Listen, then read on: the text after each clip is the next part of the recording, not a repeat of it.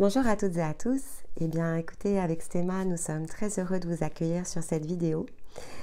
Donc, chaque samedi ici, on fait l'exercice ensemble. Donc, je prends le relais de Stéma ici qui nous donne un tirage chaque lundi.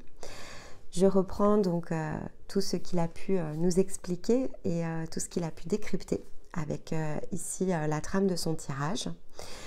J'observe toute la semaine, ça revient à ça, tout ce qui se produit, tout ce que l'on vit de façon individuelle, en duo avec Stéma, et puis au travers de tous les échanges, tous les partages, toutes les expériences, donc des choses qui sont plus privées dans le sens des parcours, des discussions, des événements tout court, hein, ça sort aussi ici du cadre de ce que l'on peut accompagner. Les commentaires m'aident aussi beaucoup. Et donc, globalement, on va dire, on met tout dans un panier. Et j'essaye de regarder ici quelle est la tendance, qu'est-ce qui se dégage, en tenant compte évidemment des passages ici plus, on va dire, plus collectifs. Donc, le sens des astres, les différentes positions importantes. Si on est dans des passages énergétiques, certaines lunes, des changements d'angle solaire. Et puis, on tire une tendance. Donc c'est une discussion, c'est quelque chose évidemment qui ne fait pas valeur ici de vérité, c'est celle que j'interprète et ce partage ici est fait avec Stéma et donc on définit des grandes lignes et après je me laisse aller ici à l'intuition et je me laisse aller à vous expliquer les choses telles que je les ressens sur l'instant. On a une citation sur laquelle on s'appuie pour avoir ici une connexion au verbe. Et puis chacun s'inspire, pioche, prend ce qui lui parle, utilise cette vidéo comme une ressource à partir de ce qu'il est dans l'instant présent. Donc ce qui est important, c'est de garder en tête que ces capsules, ce sont des choses qu'il est important de revisiter. Selon ici vos progressions, c'est une bibliothèque qui peut être de fait utilisée comme telle. Donc si effectivement vous êtes très connecté aux énergies présentes, ça nécessite l'écoute sur l'instant, de bout en bout, pour intégrer une vibration en particulier, au moins une fois. Et ensuite, vous pouvez repiocher donc, ici dans la bibliothèque à partir de ce qui refait sens pour vous dans le moment présent, ce que vous avez besoin d'ajuster, ce que vous avez besoin de compléter. Chacune des écoutes vous apportera des éclairages ici différents, tout simplement parce que votre champ d'observation bouge, change, tout comme votre vibration. Votre ouverture de conscience s'élargit à mesure que vous progressez. Et donc, visiter les choses sous un autre angle est une clé, évidemment, d'élévation qui est extrêmement importante. Et comme ici, la vie matérielle n'est faite que de cycles, vous aurez donc ici, à fréquence régulière, tout le loisir et l'occasion de revisiter ce qui vous parle le mieux. Donc, en dehors des cartes, sous format discussion, on se laisse aller évidemment à poser des questions. Si vous trouvez ici qu'il y a des points qui nécessitent d'être ajustés, je prends les points et je les travaille ici pour ajuster, pour adapter certains messages. Et d'une manière générale, pour soutenir ici ce travail, le meilleur des moyens reste effectivement les likes.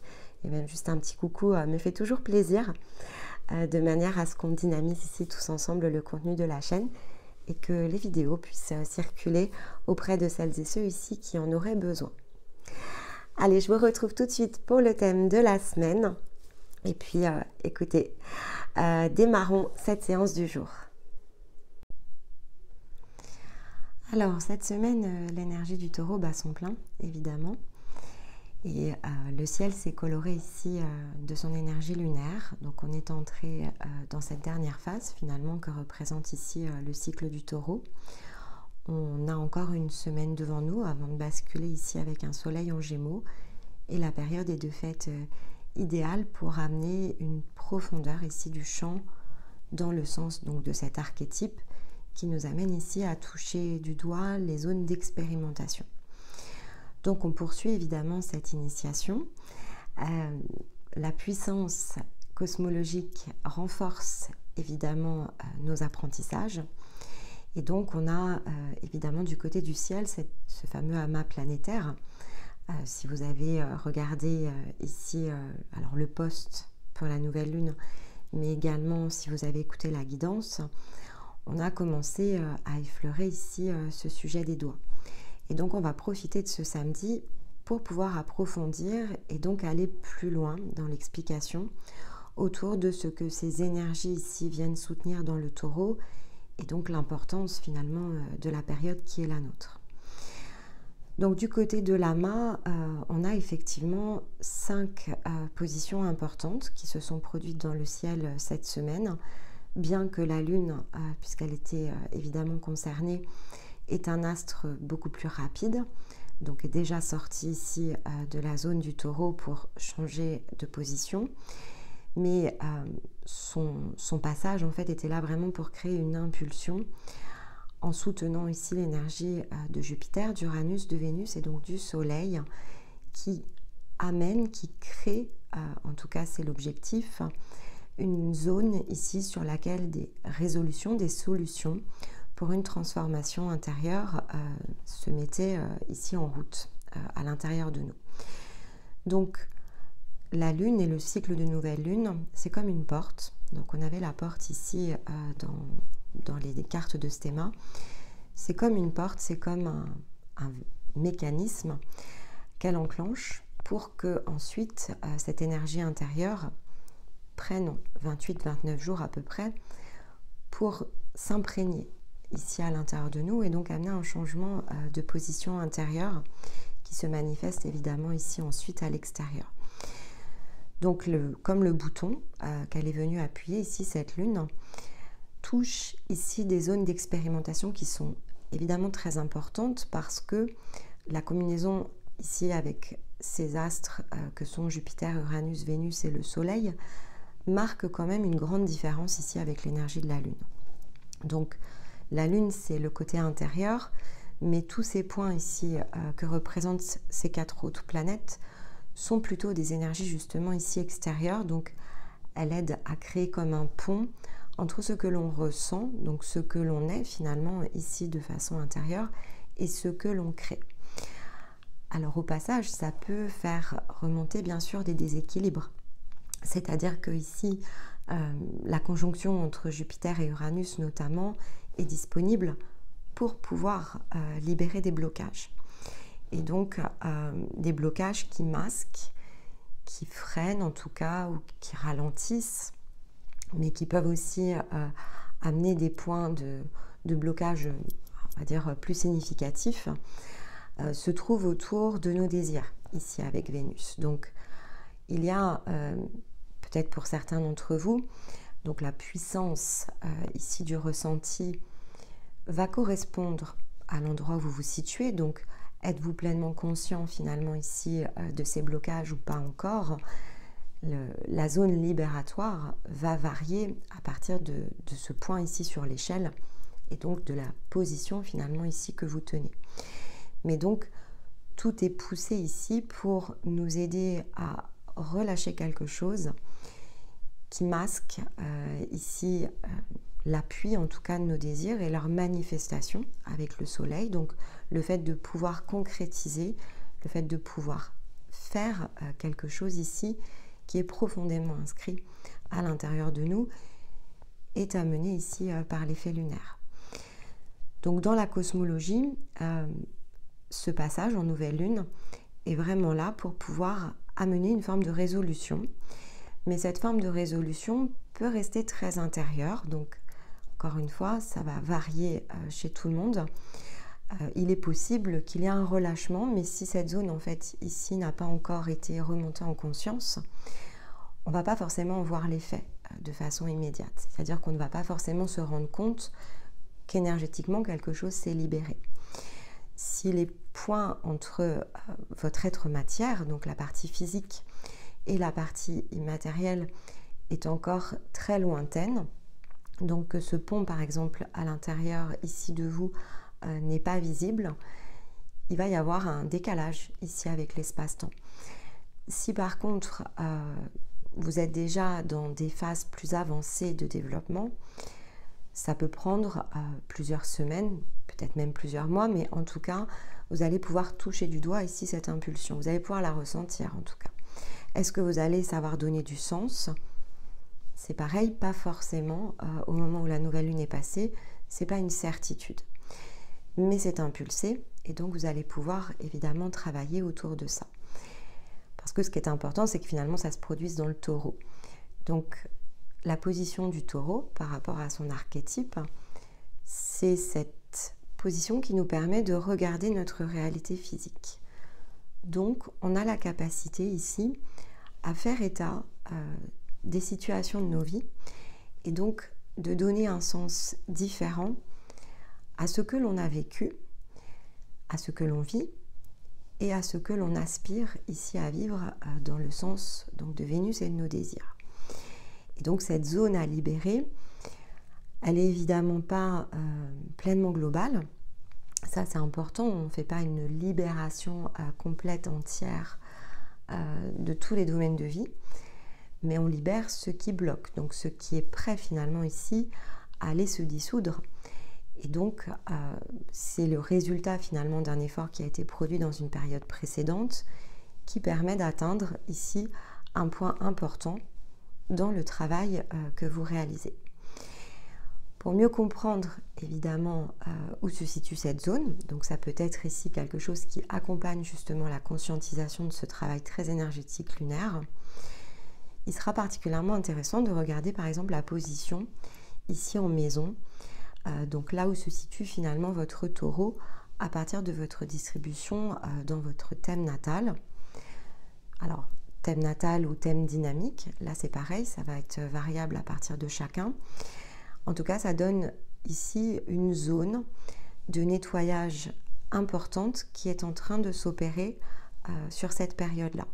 Et donc la position du taureau dans votre carte, finalement ici des étoiles, est une position extrêmement significative sur cette période.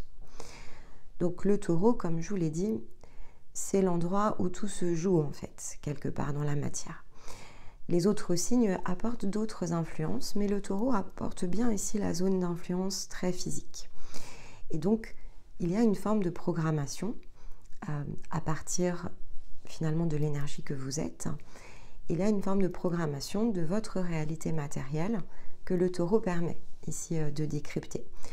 Alors, c'est bien sûr beaucoup plus complexe que ça, mais en tout cas, ça amène cette idée d'un challenge dans ici les situations qui se déroulent et qui peuvent être la source du plus grand ici de votre blocage. Donc on va travailler dans cette capsule justement la signification des maisons afin que tout à chacun puisse essayer au regard ici de cette énergie lunaire, donc pendant les 4 semaines ici de nouvelle lune jusqu'à la prochaine nouvelle lune en Gémeaux, vous allez avoir la possibilité autour de cette capsule de justement pouvoir visiter ces zones et vous réapproprier ici le champ de vos expériences.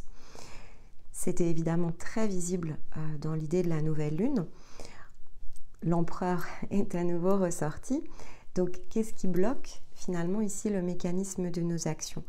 Quelle est cette loi? Quelle est cette règle ici que l'empereur garde? Et la question, évidemment, de ce cycle lunaire. Qu'est-ce qui est sous cloche? Qu'est-ce qui est à l'extérieur, finalement, ici, d'une zone de maîtrise?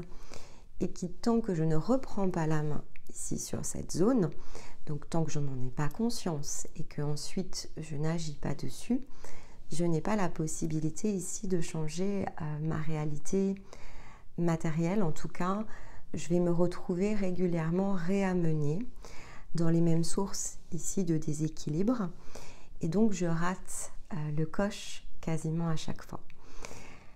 Et ça, on en a parlé quand on a décrypté les énergies du printemps.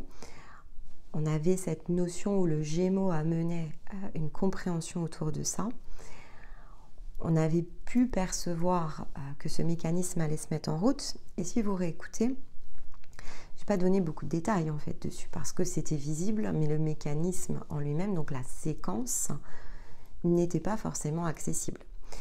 Donc, il était difficile pour moi de vous expliquer comment nous allions pouvoir ici être amenés à comprendre et donc quelle était la zone de décryptage et l'outil sur lequel on allait pouvoir s'appuyer. Mais cette semaine, ça se révèle. Donc cette semaine, grâce ici notamment au message de nouvelle lune, on peut concevoir l'outil qui va nous aider ici à pouvoir faire émerger ce fameux bouton qui était masqué en fait jusqu'à présent et qui est une source probablement assez profonde chez tout un chacun d'une programmation qui est prête ici à aller être débloquée. Et donc il y avait cette idée de parallèle à faire avec l'axe bélier-balance, parce que le bélier a représenté évidemment ici une porte, cette porte de renouveau avec l'équinoxe. Donc on est bien allé chercher ici une énergie, une propulsion, si vous préférez, pour amener un sens d'équilibre entre la zone d'individualisation que représente le bélier et la zone de contribution plus collective que va représenter la balance. Et donc ce point finalement qui se situe ici au milieu est représenté par la situation physique du taureau, dans laquelle on a donc un outil qui va nous permettre de créer une nouvelle forme ici d'équilibrage. Donc cette semaine évidemment c'est une impulsion, c'est-à-dire que ici cette vidéo, donc vous pouvez d'ores et déjà l'enregistrer comme quelque chose à réécouter au cours des 4 prochaines semaines. Elle a pour vocation à créer un passage. Elle a pour objectif d'amener ici sur la table un nouvel apprentissage. Est-ce que effectivement tout va se solutionner en comprenant le mécanisme du taureau et l'outil associé à la maison? La réponse est non, c'est-à-dire que évidemment pour certains, si on est sur une fin de parcours, ça peut être bien sûr la dernière clé, mais va s'en suivre toute une restructuration ici de vos scénarios de vie. Donc c'est un moyen d'identifier une zone de blocage et c'est une ressource qui est extrêmement aidante et surtout qui est très alignée de façon cosmologique avec la période présente. Il y aura d'autres outils qui se présenteront à mesure ici que l'on va déployer les énergies les unes après les autres. Donc c'est important de rester évidemment ici en temps présent et donc de se souvenir que on a besoin en fait de ces énergies pour pouvoir le faire. Donc on n'aurait pas pu le faire malgré la connaissance. Donc là ici on revient à l'idée d'expérience et de connaissance, les deux devant se servir l'une vers l'autre. Donc il y a une idée d'échange autour de ça. Et donc si vous aviez eu ne serait-ce que la connaissance, il y a, je ne sais pas, 6 mois de ça, vous n'auriez pas eu les effets vibratoires soutenants comme on l'a ici à cette période. Donc il y a bien une idée de synchronicité ici entre énergie, connaissance et capacité à mettre en œuvre. Donc chaque séquence finalement a besoin de s'installer, je veux dire, c'est pas vraiment une ligne de temps, c'est a besoin de s'installer à un moment précis ici du chemin que vous suivez. Donc cette semaine, c'est la bonne semaine pour, mais évidemment, c'est quelque chose qui ne va pas perdurer ici dans le temps. Donc il y aura d'autres outils, d'autres passages, d'autres connaissances qui amèneront d'autres déblocages. Et là, on concentre évidemment ici notre attention sur ce qu'il nous faut, à partir de notre empreinte individuelle, déprogrammer au travers finalement de cet amas qui est extrêmement aidant pour décrocher la vibration, donc le côté très énergétique, et en même temps ajuster la partie plus physique que sont représentées ici les émotions et le mental. Donc on a finalement tous les courants favorables pour pouvoir le faire. Et Stéma a beaucoup parlé du temps durant sa guidance ici de lundi, avec notamment la carte pause, savoir s'accorder du répit, mais comprendre aussi que tout vient finalement dans un juste timing. Et le fait d'avoir l'idée de la pause, c'est de s'accorder aussi un instant de répit, c'est le souffle, c'est le fait de ralentir, mais c'est aussi le fait de se souvenir qu'on ne peut pas forcer les machines. Donc, on a un temps d'arrêt qui est disponible à partir de cette semaine pour pouvoir justement investiguer ici cette zone. Donc, on nous demande de concentrer nos efforts, ça revient à ça, concentrer nos efforts sur cette thématique, sur ce sujet où a priori, on a tous les vents favorables pour pouvoir aller décrocher. Donc au-delà de l'initiation simplement du taureau qu'on va visiter ensemble, il faut aussi entrer dans cette zone d'apprentissage qui est le timing et donc se rappeler que les vents favorables sont le résultat de conjonctions particulières et qu'on ne peut pas faire les choses autrement qu'en combinant notre empreinte individuelle avec des vents favorables qui sont plus collectifs. Autrement, on produit de l'effort qui ne va pas amener le résultat en fait que l'on a la possibilité d'avoir sur ce cycle lunaire. Et donc, il y a une déperdition, bien sûr, ici d'énergie. On est un peu à contre-courant, donc il est préférable de travailler les zones à partir ici des vents collectifs. Et même si on pose en fait ici la conscience sur certaines choses, même si on touche du doigt certains domaines sur lesquels il nous faut travailler, c'est pas toujours ici possible de pleinement s'en détacher et s'en dégager. Donc ça nous ramène aussi à une forme d'humilité autour du timing qui est très collectif et se souvenir que ces fenêtres dimensionnelles, je vais les appeler plutôt comme ça, ces fenêtres dimensionnelles qui sont positionnées dans le sens des cycles, elles ne sont pas favorables pour toutes les guérisons, pour toutes les libérations, pour tous les dépassements. Il y a des zones de tremplin, il y a des zones sur lesquelles ici on va être amené à être moins dans l'action et donc peut-être plus dans des zones ici d'observation, et puis il y a des zones où justement il nous faut vraiment aller de l'avant et donc faire preuve de plus de force, et les thèmes finalement que l'on visite s'inscrivent dans la notion de cycle. Et même lorsque vous serez sorti en fait ici des énergies dites de cycle, c'est-à-dire qu'il n'y aura plus la même influence de blocage ou déblocage de la sorte, c'est-à-dire que lorsque l'on n'a pas terminé par exemple ces cycles de guérison, ou qu'on n'est pas pleinement libre et libéré ici de sa propre roue, on va dire inscription natale, il y a un double verrou, c'est un espèce de double mécanisme qui ralentit 2 fois plus ici votre énergie.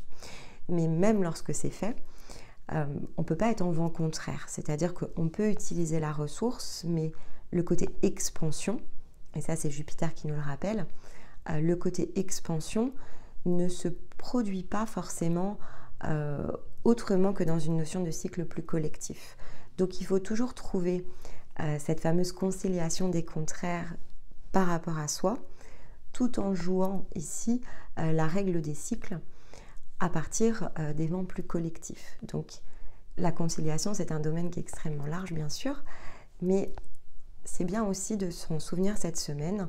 On peut concilier tous les points ici qui nous concernent de façon individuelle et ne pas être en capacité de pleinement justement ici aller au bout de tout et de toute chose, tout simplement parce que le vent collectif n'est pas le vent ici favorable et ne donne pas cette possibilité de concilier notre intérieur, notre authenticité par exemple, et le passage ici qui est plutôt à concerner, on va dire, l'espace-temps tel qu'on le connaît dans cette dimensionnalité physique.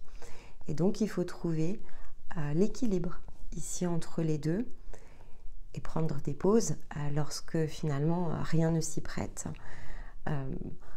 Pas forcément pour revenir dans une forme d'inconscience, mais justement en étant conscient que le tout s'équilibre et donc on est un mini-univers, mais on s'inclut quand même malgré tout dans une notion de macrocosme et donc on ne peut pas complètement ici sortir de ces formes de contraintes. Et le tout finalement ici fonctionne assez bien.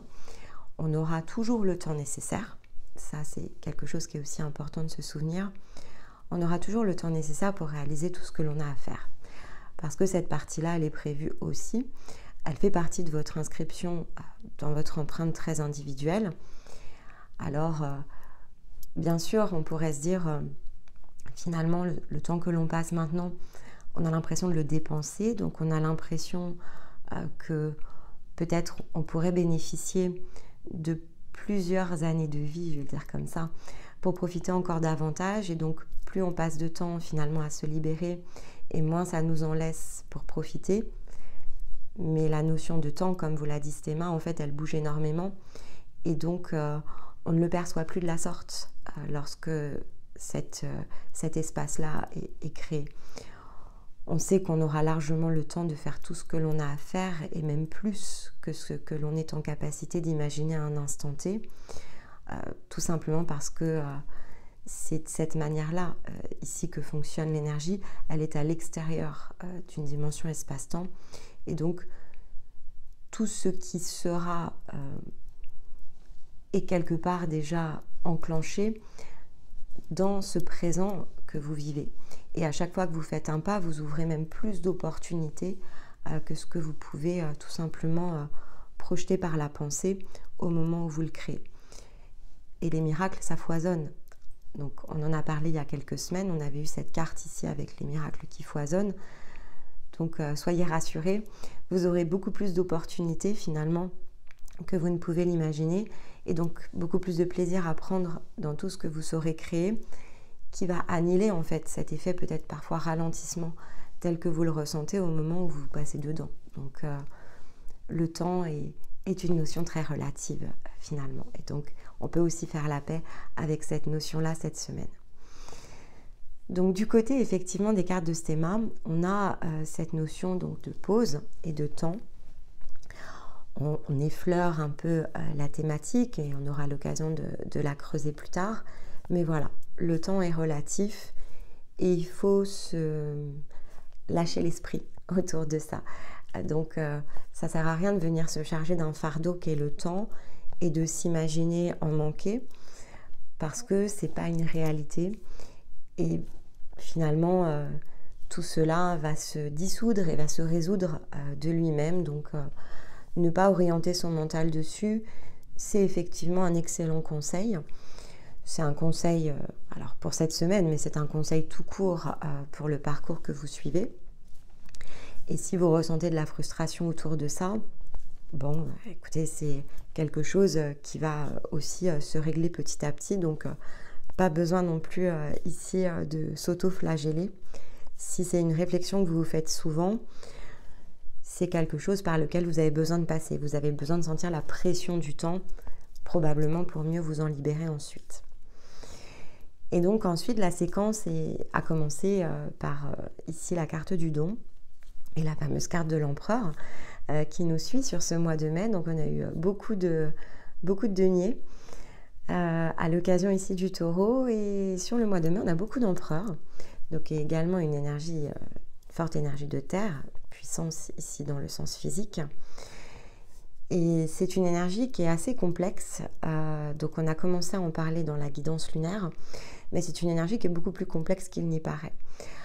Alors bien sûr, dans son symbolisme ici très, on va dire, très général, c'est une carte d'action. L'empereur, c'est celui qui sait faire. Il sait prendre en charge, il exécute et donc il manifeste, il matérialise. Il fait la paire ici avec l'impératrice, qui est celle qui observe et qui porte la foi à l'intérieur de son cœur. Donc elle sait que les choses ici vont pouvoir se faire, se dérouler et qu'il lui faut simplement observer pour trouver justement le timing ici le plus juste, mais également dégager les compréhensions dans le sens très physique. Et l'empereur est celui donc qui va exécuter, qui va créer, qui passe à l'action et qui a beaucoup de force, bien sûr, mais qui a également une subtilité derrière ça, puisqu'il est le fameux garant des lois. Donc les lois, comme je vous l'ai ici indiqué dans la guidance de nouvelle lune, en soi, les lois, c'est une forme de blocage. C'est-à-dire que les lois représentent les règles et les règles conditionnent en fait ici des schémas. Donc s'imposer des règles et s'imposer des lois va être la déclinaison de ce que l'on appelle un principe. Pour qu'un principe s'applique, il nous faut ici un certain nombre de règles pour le décliner, notamment dans une réalité très physique. Sauf que lorsque l'on fait ça, finalement, on concentre ici notre façon de concevoir la réalité. Elle en devient plus restrictive qu'un ensemble ici qui peut être créé autour d'un principe. Donc, un principe, c'est, on va dire, quelque chose qui donne ici un aspect, c'est une fonction. Et donc, la manière que l'on a d'exécuter se fait au travers de règles. Mais donc c'est un moyen plus ici effectivement qu'une énergie. Donc un principe va être plutôt une énergie. Et la manière ici que l'on s'imagine devoir appliquer cette énergie est conditionnée par des règles et donc par des lois dont l'empereur ici est le gardien. Alors c'est intéressant parce que ici il se combine sur les règles qui touchent au don. Et de fait, on a beaucoup parlé du don sur les périodes précédentes, c'est une carte qui est beaucoup revenue. Et la façon que l'on a ici de donner, sachant qu'on est en plus dans un archétype qui est sur le recevoir, ramène à cette idée d'équilibre. Et donc il peut y avoir effectivement ici avec l'empereur, comme l'empereur était à l'envers dans la quittance de mai, il peut y avoir ici des illusions autour de cette carte du don, donc de cette manière que l'on a de concevoir la réalité et l'équilibre entre le donner et le recevoir, qui de fait bloque la nouveauté. Parce que l'empereur, c'est plutôt ici quelqu'un qui exécute. Le pape est plutôt ici une autre énergie qui permet d'avoir un angle de vue beaucoup plus large. Il fait équipe ici avec la papesse. Donc c'est plutôt une énergie qui touche à la conscience, là où l'empereur sera plutôt par exemple dans le rôle de l'âme. Parce qu'il suit en fait ici un plan. Le pape adapte et ajuste à partir des expériences et donc des résultats qu'il produit. Il saura ajuster, il est le garant de la connaissance, donc il va savoir ajuster et étoffer finalement ici, ou réorienter si vous préférez, la connaissance à partir de ce qui a été collecté, et notamment par les résultats de l'action de l'empereur.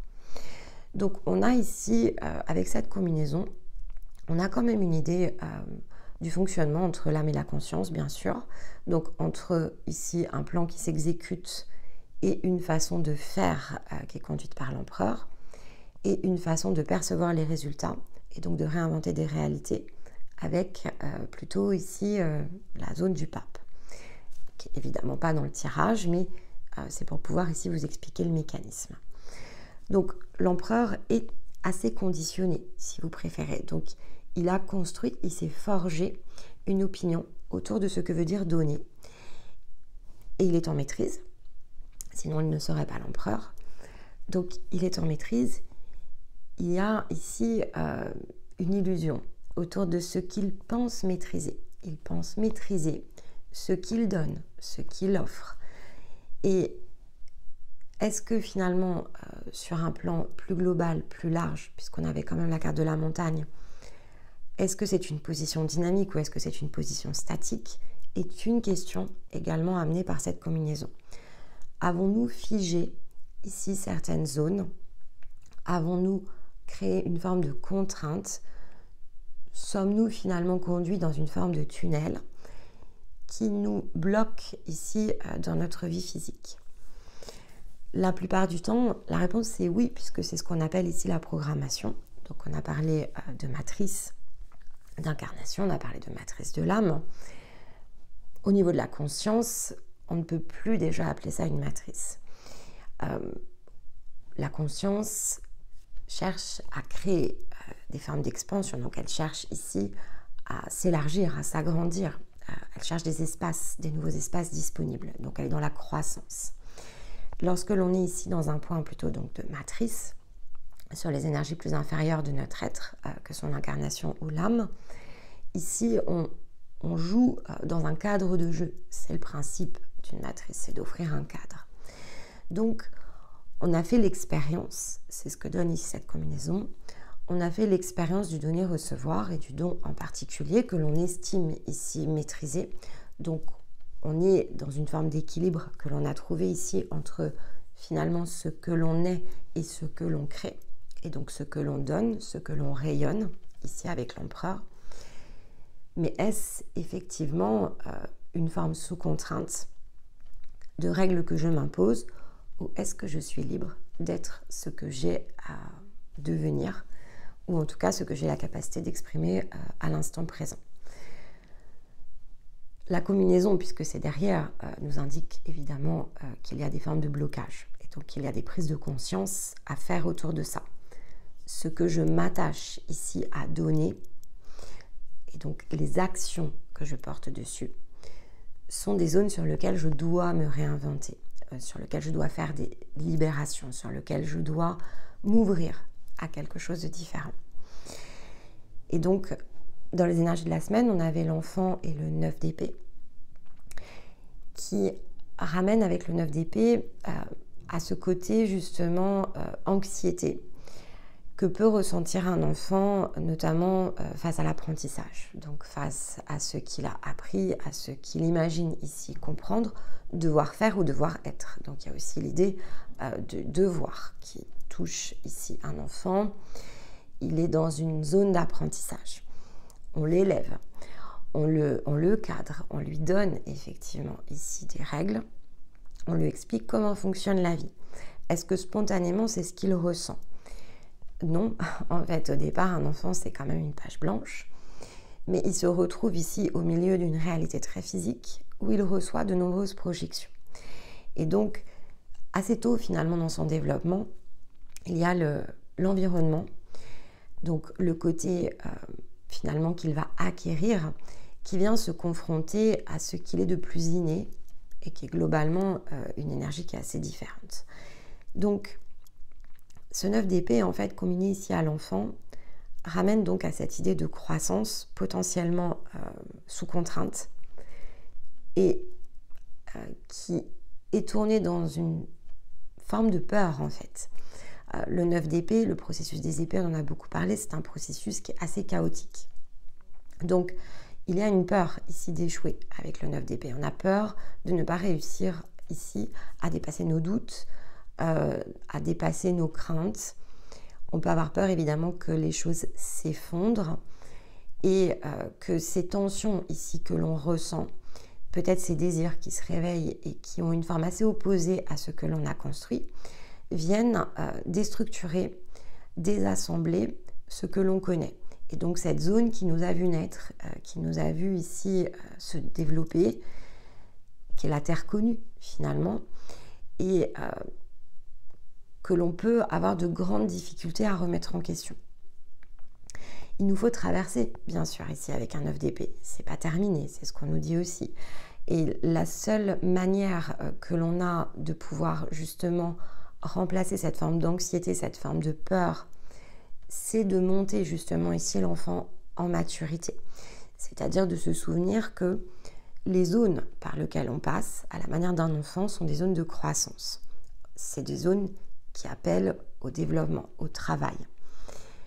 Mais ce n'est pas l'aboutissement. L'enfant n'est pas la forme la plus mature, ce n'est pas un adulte. Donc, il aura toujours ici certaines contraintes jusqu'à ce qu'il devienne à son tour capable de pouvoir pleinement se prendre en charge. Et c'est la même ici combinaison transposée donc à l'énergie de l'adulte que vous êtes, où finalement il nous faut grandir et croître autour de ce que va représenter cette anxiété dans les terres plus inconnues, que peuvent représenter la nouveauté. Et donc dans ce changement finalement ici de règles que l'empereur garde et essaye ici de garder en l'état. Et pourtant avec cette idée ici de cosmologie qu'il nous faut bouger en fait. Les lignes ici doivent bouger, sont censées bouger et c'est le meilleur bien sûr passage pour pouvoir le faire. Alors comment on calme ici l'anxiété, surtout si c'est assez irrationnel, selon l'endroit où ça touche votre matrice d'incarnation, ça peut l'être parce que dans l'énergie lunaire, le taureau peut amener ici des choses très obsessionnelles à l'intérieur de nous. Donc on peut vraiment avoir sacralisé certains aspects de notre être. Il nous faut toujours regarder dans un sens très opposé. Lorsque l'on a peur, en général, de quelque chose et que cette peur est assez profonde, il faut se souvenir que chaque peur, en fait, a son exact opposé. Si par exemple, vous avez peur, je vais prendre des exemples très bateaux de la vie courante. Si vous avez, par exemple, je ne sais pas, peur ici d'avoir trop chaud dans la journée, Alors il vous suffit par exemple de mettre plusieurs couches de vêtements et au moment où vous ressentez trop de chaleur, il vous suffira d'en enlever une. Donc ça ne sert à rien de s'inquiéter, il y a toujours en fait ici en face de vous une solution. Il vous faut simplement regarder quel est le meilleur des compromis à un instant T pour apaiser en fait ici, calmer et donc concilier une peur avec une possible solution, même si ce n'est pas la solution que vous allez utiliser, parce qu'une peur ne signifie pas que la situation va se produire, c'est une peur, donc c'est une projection. Si je redoute quelque chose, c'est pas parce que je le redoute que ça va se produire ou que ça ne va pas se produire. Ça n'a pas valeur ici de certitude. C'est simplement je le redoute. Donc j'ai de l'anxiété autour de quelque chose qui pourrait potentiellement se mettre en place. Mais ce n'est pas forcément existant, ce n'est pas encore réel, ça n'a pas encore été matérialisé.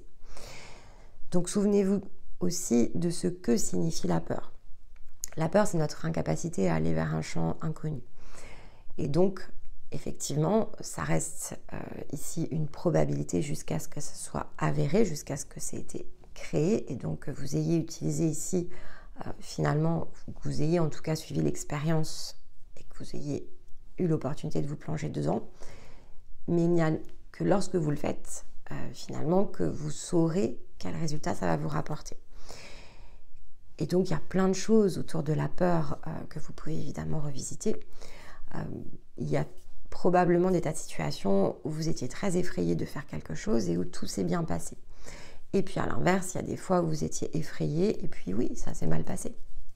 Mais ça ne s'est pas toujours mal passé. C'est-à-dire que ce n'est pas quelque chose qui est inscrit dans le marbre. Parce que, encore une fois, la manière dont vous allez ressentir le résultat, c'est quelque chose qui vous appartient.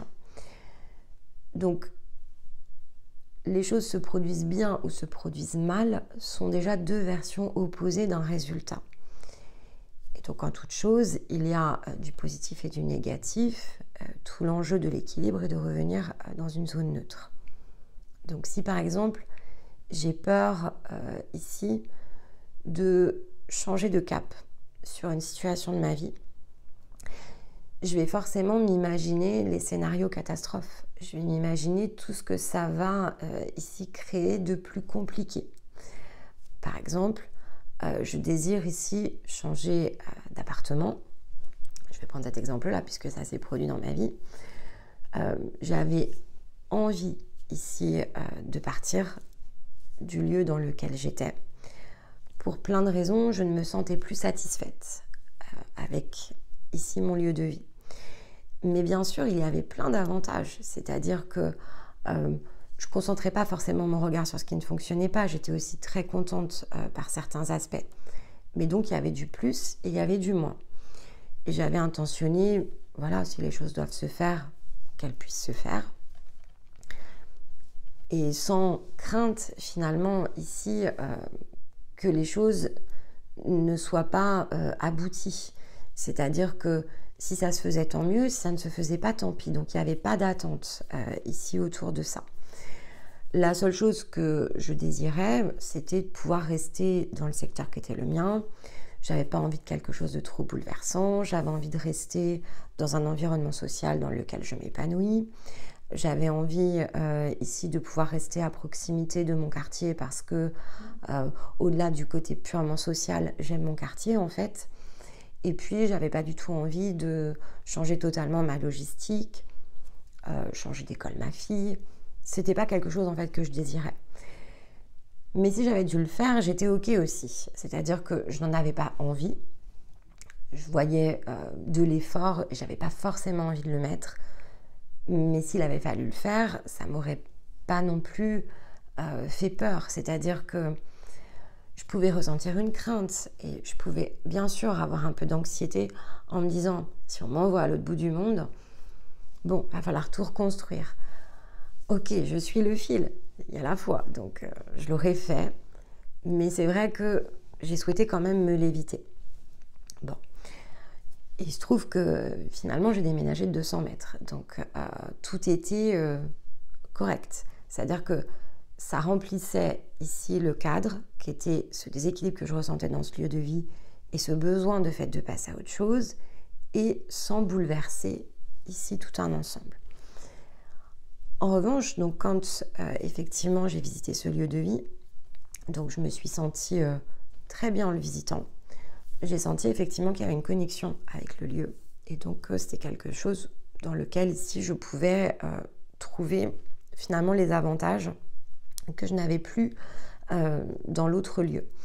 Notamment le bruit, parce que je suis dans un quartier qui va se reconstruire ici à partir de la fin de l'année, et donc j'étais en première ligne.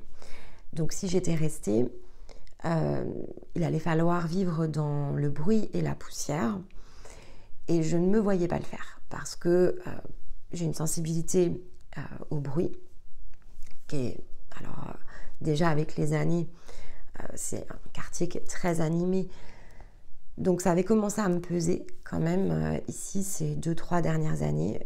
J'avais des difficultés en fait à me reposer, à avoir vraiment un sommeil de qualité. J'ai besoin de silence en fait à fréquence régulière, et il n'y avait pas de possibilité d'être vraiment dans le silence. L'endroit ici que j'ai choisi est donc reculé par rapport ici à ces nuisances très liées à mon environnement. Et c'est bien, ça va offrir ici pas mal d'opportunités pour le quartier, mais j'avais pas vraiment envie d'être au cœur ici des travaux qui vont quand même durer plusieurs années. Et donc là, je suis en retrait, donc je ne quitte rien de la vie de quartier. En même temps, je suis en retrait par rapport au bruit. Mais c'est vrai que voilà, il y avait quand même ici cette notion qui était très importante, et donc j'ai senti tout de suite que ce calme que je recherchais, ça allait bien checker en fait ici ce point-là. Mais il y avait d'autres désavantages. C'est plus petit et c'est plus cher. Donc c'est vrai qu'il y a ici un aspect plus matériel où je me suis quand même un peu interrogée par rapport à mes dépenses, par rapport à mon train de vie, par rapport au plaisir que je peux avoir ici avec certains loisirs où il va falloir être plus vigilant. Maintenant, effectivement, que cette décision et donc ce changement a eu lieu, sur l'instant, je me suis quand même interrogée par rapport au gap financier notamment. Pas forcément, encore une fois, dans la peur et pas dans l'anxiété, mais c'est un ressenti qui était assez similaire, très atténué, mais il y a eu un questionnement autour de ça. Et je me suis dit, bon, cette opportunité, je l'ai demandée. Et finalement, l'abondance, c'est d'avoir tout ce dont on a besoin et ne pas craindre ici de manquer. Alors, je ne vais pas me mettre dans la position de manque et je vais considérer que finalement, je ne suis pas en capacité de savoir quels vont être mes revenus dans 6 mois ou dans 1 an. Donc, c'est ridicule ici de me mettre dans une forme de peur, alors même que finalement, je ne sais pas de quoi l'avenir matériel sera fait. Et donc, je me suis plutôt positionnée dans une capacité à recevoir ce dont j'ai besoin, à pouvoir me diriger et m'orienter à partir de ça. Si effectivement, il y a des besoins matériels qui se créent, eh bien, ok, j'aurai la capacité à trouver ce qu'il me faut. Et donc, en attendant, je ne me bloque pas. Donc, hop, le cap, une fois passé, la situation n'est pas restée figée. En fait, ça ne s'est pas cristallisé. Et puis ensuite, voilà, après, vous connaissez la suite. Donc, il y a eu d'autres blocages, mais les autres blocages, comme je vous l'ai dit, bon, c'est pleinement terminé. L'énergie de la maison a déjà énormément changé. Je ne suis pas complètement installée. Il y a énormément de choses encore à faire. J'ai envie de pouvoir aussi voilà, aménager. Donc, il y a le côté plutôt plaisir maintenant qui a pris le dessus cette semaine. Du plaisir à organiser les pièces, faire de la déco. Et il y a encore plein de cartons autour de moi, mais ça va en fait. On peut circuler, il n'y a rien d'urgent finalement. Et parfois on me dit est-ce que tu as fini de déballer tes cartons, etc. Non, et probablement que j'aurais pas fini dans une semaine ou dans 2. Je prends le temps. En fait, je prends le temps parce que j'ai pas envie de remobiliser toute mon énergie uniquement dessus. J'ai envie de pouvoir passer à autre chose. La première chose que j'ai eu envie de faire, bon, c'est pas un peu... je partage avec vous l'expérience, mais la première chose ici, vraiment que j'ai ressenti le besoin de faire, ça a été de racheter des fleurs.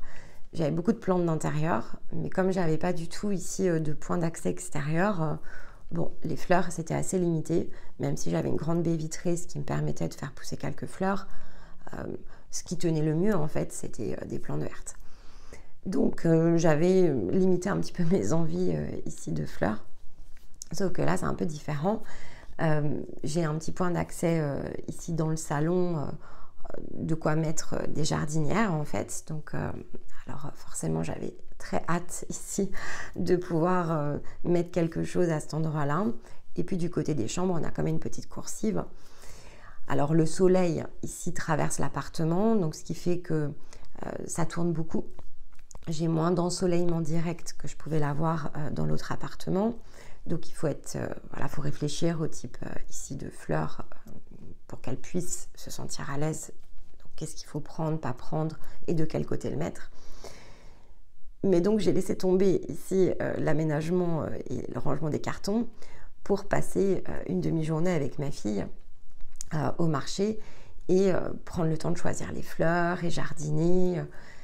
Et en un sens, pour la plupart des gens ici qui m'entourent, vraiment, c'est pas la priorité. Pour eux, la priorité, ça va être de ranger la salle de bain, ça va être de ranger les armoires, etc. Moi, j'ai que des valises, en fait. Mes vêtements sont pas sortis ici des valises. Et j'ai préféré passer ici du temps à jardiner plutôt que d'être en train de ranger ici mon dressing. Parce que, voilà, c'était vraiment ce besoin ici de fleurir quelque chose, de faire fleurir aussi cet appartement. Donc il y avait une idée d'abondance et de croissance et de lui donner une autre énergie. Et une fois que ça a été fait, ça m'a fait un bien fou. Mais j'aurais pu effectivement ici me dire, bon, je me mets dans le côté très matériel, j'ai besoin d'accéder à tout ce dont j'ai besoin, donc la priorité c'est de ranger les placards. Et d'ailleurs je vous l'ai dit, j'ai pas pu sortir encore tout mon matériel, j'ai absolument aucune idée dans quel carton est mon bol à breloques par exemple, mais c'est pas grave. J'ai un hibiscus en fait, ça remplace tout, donc c'est pas le sujet en fait. J'ai pris un énorme hibiscus ici avec ma fille et on a passé des heures à regarder l'hibiscus. Donc pour nous c'était plus important, mais on aurait pu se laisser tirer ici par de l'anxiété. C'est vrai que j'aurais pu me poser la question, je ne vous ai pas fait une guidance ici dans les mêmes conditions, mais je ne me suis pas vraiment posé la question. Mais ça aurait pu, parce que j'aurais pu y accorder une forme d'importance. Mais non, en fait, l'importance a été mise ici ailleurs. J'ai reçu du monde. C'est pas quelque chose ici où finalement on est dans les cartons et puis je me dis c'est pas grave, on va quand même faire un truc. Et puis j'ai dit juste ça sera un peu en mode camping. Et bon, on s'en moque en fait. Le bon moment qu'on passe ensemble, il n'est pas conditionné ici à la vaisselle que j'ai pas sortie. Et puis on a fait du surgelé, c'était très bien aussi en fait. Donc on a cette possibilité de sortir de cette zone où effectivement, en regardant comment créer une forme d'équilibre sans attendre ici la perfection ou sans se laisser tirer par des peurs ou par de l'anxiété, de regarder comment justement, donc plutôt dans l'idée de la tempérance, comment faire passer les choses d'une coupe à l'autre pour filtrer et regarder où est l'essence et ce qu'il y a le plus important et éliminer en fait ici les choses qui sont superflues, qui sont davantage des projections plus mentales en fait que des réalités programmées, figées dans le marbre, et les choses n'ont pas toujours se produire en fait comme je vais les imaginer. Elles sont dans le résultat plutôt ici d'obstacles que je vais me mettre à l'intérieur que quelque chose qui est déjà dessiné d'un scénario prédéterminé. Et donc évidemment on avait la joie et le 6 de coupe, donc amener ce sens plus profond ici de nos expériences, accepter de ne plus rester en surface, c'est aussi le point d'ouverture, c'est ce que l'on cherche cette semaine à nous amener ici à comprendre. Donc ces illusions parfois que l'on met, puisque c'est le 6 de coupe, c'est une notion aussi d'illusion, il y a une notion d'immaturité et de naïveté autour du 6 de coupe, donc de ce que l'on cherche. On nous demande aussi de regarder la joie de façon différente. Qu'est-ce qui me procure ici du plaisir? On a parlé de la semaine dernière de la force. Où est-ce que je puise ici ma force? C'est dans le bonheur que je ressens à faire les choses, à vivre les expériences. Et donc, plus effectivement je vais me refuser ici de vivre, peu importe le comment en fait, c'est vivre. C'est-à-dire qu'on est dans un corps pour vivre des expériences. Et ces expériences, autant que faire se peut, elles sont là pour nous amener à tirer un maximum de joie, de bonheur, et donc nous permettre de créer, grâce à cette vibration qu'est le bonheur, une forme d'expansion de notre être. Et donc on va forcément se gâcher beaucoup de joie en projetant ici une forme d'anxiété avant même que les choses ne se créent. Et donc on va, c'est un chemin qui est assez tortueux finalement et assez sinueux, qui limite justement notre espace intérieur, qui limite cet espace de joie dans lequel on peut pleinement s'emplir si et seulement si on détermine cette zone de retenue comme n'étant plus justement nécessaire et qu'on concilie à l'intérieur de soi un sens souvent des opposés qui ne sont pas encore ici réalisés. Et donc l'âme, bien sûr avec la porte et le bonheur, a la capacité ici de prendre ce sens de direction, en tout cas de le comprendre. On peut vraiment travailler ici de concert avec notre âme pour que cette intégration finalement ait lieu. C'est le meilleur des passages pour le faire, de comprendre aussi le sens de la vie physique et des expériences telles qu'on les a réalisées, et de plutôt regarder ici la conscience et la montagne comme étant le point en fait qu'il faut viser. Parce que vu de la montagne, on l'a souvent expliqué, la conscience a une vision périphérique et donc l'âme ne voit finalement que la porte. Alors autant qu'elle regarde la porte du bonheur et qu'elle comprenne que c'est cet espace-là qui est le plus important et qu'il faut l'agrandir au maximum et qu'il faut viser justement de franchir ici ces seuils pour pouvoir toujours vivre plus ici de plaisir, de joie et de bonheur dans notre expérience physique. La turquoise était importante comme dernière carte parce que c'est un rayon évidemment de guérison. C'est un rayon de guérison et qui est un rayon de conscience, donc qui est quand même un rayon ici vibratoirement assez élevé, qui permet le déparasitage notamment des liens karmiques. Donc c'est un véritable point d'ouverture. Si vous êtes en parcours avec nous, selon ici votre énergie, on pourrait être amené bien sûr à utiliser la turquoise. Et c'est celle qui, justement, ouvrirait la voie à des nouvelles opportunités relationnelles et qui permet de fait de faire le ménage. Donc, tous ces liens très parasitants, donc très karmiques liés à l'âme, qui deviennent avec le temps très toxiques, freinent et ralentissent, un peu comme des fardeaux, nos sens de progression. Avec la turquoise, il y a donc un nettoyage autour de ces liens. Ce sont des jeux de l'âme ici qu'il nous faut arrêter pour que des nouvelles rencontres puissent s'opérer et des rencontres qui sont plus adaptées en fait ici à notre nouvelle vibration.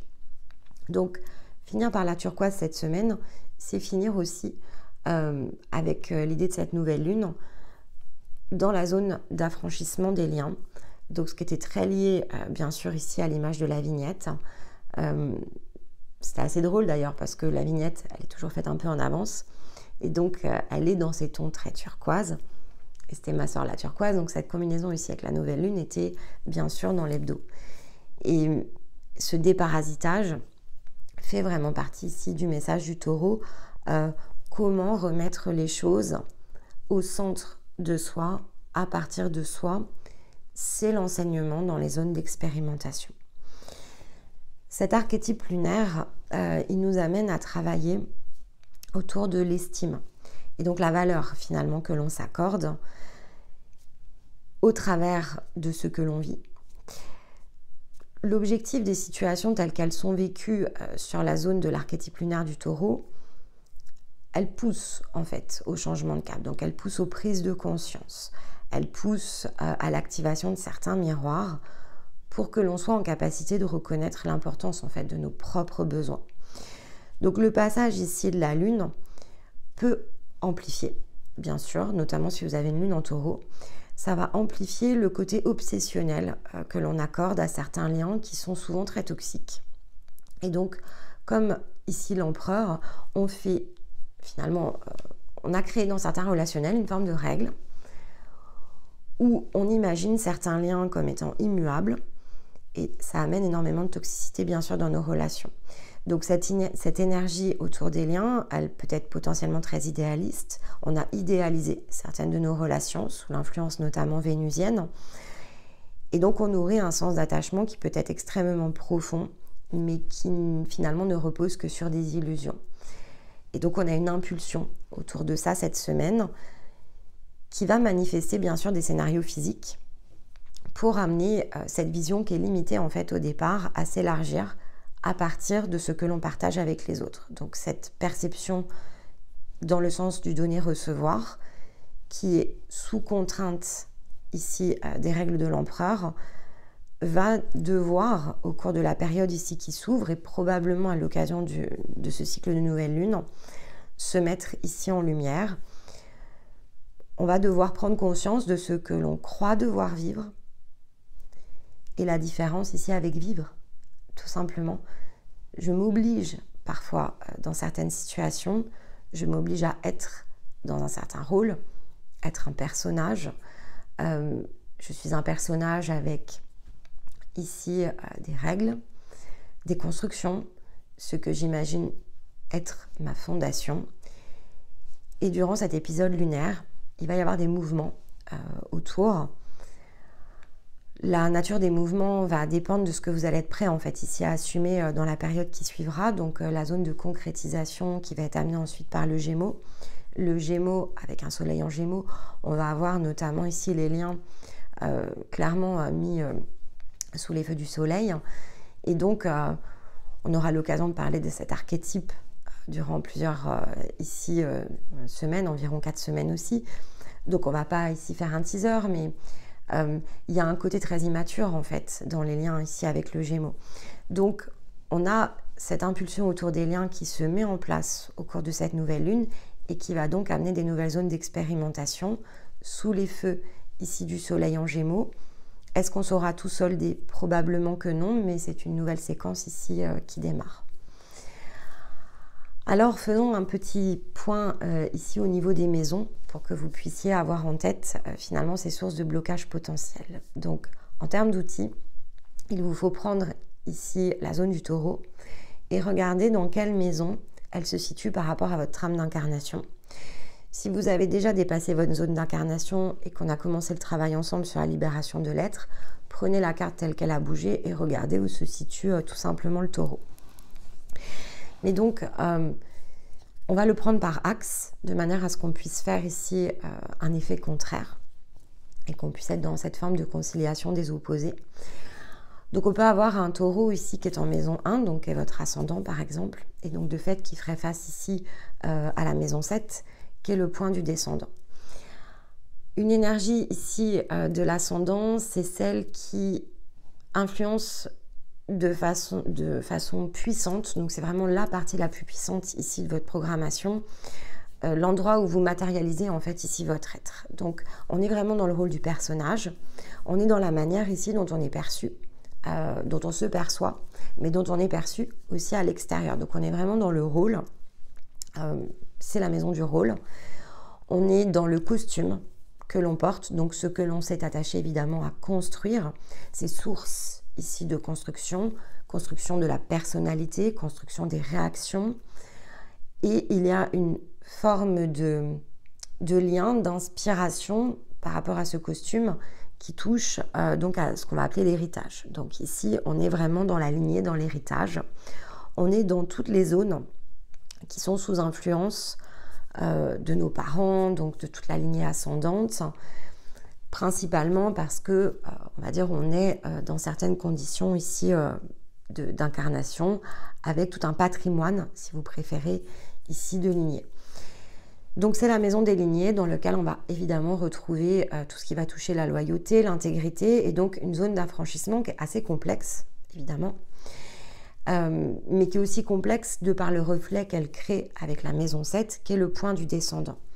Donc le point du descendant, la maison 7, ici, c'est tout ce qui va toucher justement le partenariat. Donc c'est l'essence du partenariat. Si la maison 1 est l'essence, la source, la fondation de votre personnalité individuelle, la maison 7 c'est la même chose, mais au niveau ici de ce qui est partagé avec les autres. Donc c'est un endroit où on va chercher des soutiens, on va chercher des ressources qui souvent, donc c'est très intérieur, un descendant, sont souvent masquées. C'est-à-dire qu'on sait assez peu finalement ce dont on a besoin pour pouvoir opérer différemment justement dans la maison 1. Donc la maison 7, c'est celle dans laquelle on va refléter les manques, les attachements, et donc tous les besoins et notamment toutes les guérisons qui nous poussent à chercher quelque chose de complémentaire à l'extérieur de nous-mêmes pour s'équilibrer en fait. Et donc on a besoin comme d'un soutien, comme d'un pilier, et on va chercher le 1 + 1 = 2. En tout cas, c'est l'effet très mécanique. On cherche un alter ego, on cherche quelqu'un pour venir ici nous aider à nous équilibrer justement dans notre ascendant. Donc on cherche la complémentarité dans la maison 7. Alors c'est une quête évidemment impossible, vous avez compris. On est soi et seulement soi. Et il n'y a pas d'alter ego ici pour nous aider à justement combler nos besoins. C'est notre propre reflet dans ce miroir qui amène la notion de cohérence. Donc la maison 1 et la maison 7, ce sont des maisons de mise en cohérence à partir de l'essence où on doit trouver effectivement l'équilibre au milieu entre ce que l'on est et ce que l'on projette, et ce que l'on projette vis-à-vis des autres et ce que l'on est au plus profond de nous. Et donc on doit devenir notre meilleur partenaire ici pour qu'ensuite on ait cette capacité à pouvoir partager différemment avec les autres. Ensuite on a donc l'axe de 8, donc avec la maison 2. Ici on est dans l'appropriation de l'énergie individuelle. Donc on est dans tout ce que l'on possède, et c'est la zone évidemment du taureau. On est dans l'expérience physique et matérielle de l'individu. Et donc c'est dans cette zone-là que l'on doit apprendre ici la notion de partage et d'équilibre entre ce que l'on vit finalement, ce que l'on expérimente, ce que l'on imagine ici rechercher, et les bouleversements que cela peut amener, parce que ça fait face au 8, donc ça fait face ici à la zone de récolte. Ce que je sème en maison 2, je le récolte en maison 8. Et donc, toujours sur ce même effet miroir, la maison 8, c'est assez symboliquement associé à la maison Dieu, par exemple. Tout ce qui n'est pas solide, c'est une zone où les choses vont se dématérialiser. Donc si par exemple ici vous avez un taureau en maison 8, il est donc dans une forme opposée à sa maison, on va dire originelle, donc à son essence de départ. Et donc ça peut être évidemment un chemin de vie assez chaotique, assez bouleversant. Parce que dès lors que quelque chose n'est pas à l'équilibre, justement, et que donc l'une de vos fondations ne fonctionne pas, et que vous forcez une zone d'incarnation qui n'est pas la vôtre, ça s'écroule. Et donc ce désir ici de partage va être porté à l'extrême au travers d'une maison 8. Ça peut prendre le pas aussi sur la zone très physique. Donc ça peut vous désancrer, là où le taureau vous appelle en fait ici à l'ancrage. Donc maison 2 vous apporte ici la zone d'ancrage, mais le 8 vous apporte la partie de dématérialisation. Donc on peut aussi beaucoup se détacher de la sphère matérielle, mais ce qui est contre-intuitif évidemment ici avec l'énergie du taureau. Et donc il y a un grand déséquilibre ici qui peut être présent et sur lequel il faudra trouver impérativement un point d'accroche pour revenir justement dans la terre, parce que avec un taureau en 8, la solution est dans la terre, la solution est dans les choix et donc dans une incarnation pleine entière. Ensuite, donc on a la maison 3 qui est en général ici le fond du ciel. Donc c'est ce qu'on appelle aussi le minuit terrestre. C'est l'endroit, donc c'est une zone de communication, c'est la zone de sociabilisation. Donc c'est représenté par le Gémeaux. C'est la manière ici dont on a de faire l'expérience dans les liens, en fait. On fait des expériences dans les liens, on commence à comprendre, en fait, ici, l'influence de la position sociale du partage, évidemment, ici que l'on va avoir, et donc du reflet. Il y a vraiment cette idée ici, c'est comme une pièce de théâtre, la maison 3. C'est le cadre de l'expression très quotidien de ce que l'on est, et donc de ce que l'on désire ici créer et partager dans les expériences sociales. Ce sont des formes assez non concluantes. Dans les maisons 3, c'est difficile de trouver des points d'équilibre parce que ce sont des zones d'influence en fait. On est assez en vent contraire, on est comme porté par les empreintes des autres. Et donc il nous faut différencier, c'est le challenge de la maison 3, c'est de différencier ce qui nous appartient de ce qui appartient aux autres. Mais parce qu'il y a ce désir aussi d'être accepté par les autres, dans le sens de la maison 3, alors on va avoir un rapport qui est très horizontal. Le rapport horizontal amenant une forme ici de soumission. Je me soumets à l'avis des autres, à l'opinion des autres. Et donc ma valeur, bien sûr, ici, serait potentiellement mise à mal, notamment si vous êtes ici avec un taureau en maison 3. Vous auriez des difficultés à vivre les expériences pour vous-même. Et vous allez avoir une plus grande tendance encore à attendre un résultat plus extérieur, à être comme conduit ici par la main ou à être fasciné en fait aussi par ce qui se produit chez les autres avec un décalage entre ce que vous réussissez ici à vous approprier. Ça fait face à la maison 9, donc qui est le milieu de ciel, ou ce qu'on appelle aussi le midi terrestre, qui est justement la meilleure des représentations pour la zone de la montagne de la conscience. Parce que c'est une énergie d'émancipation. Donc, si effectivement vous avez des difficultés en maison 3, le fait de prendre position dans votre conciliation au travers de la maison 9 va vous aider en fait ici à élargir l'angle de vue. Donc, tout ce qui touche ici à des contraintes dans l'incarnation, la culture, la famille, la géographie, donc les modèles aussi, peut être élargi grâce à la maison 9 parce que ici on a la capacité en maison 9 de faire sauter justement ces programmations autour de tout ce qui va toucher à cet héritage vraiment dit d'incarnation. Et donc on se déleste ici des empreintes qui nous ont été transmises, projetées, on ne nous donne pas les choses de cette manière-là, c'est nous qui les absorbons. Donc cette phase ici d'absorption qui nous limite justement dans notre milieu de ciel peut complètement ici sauter.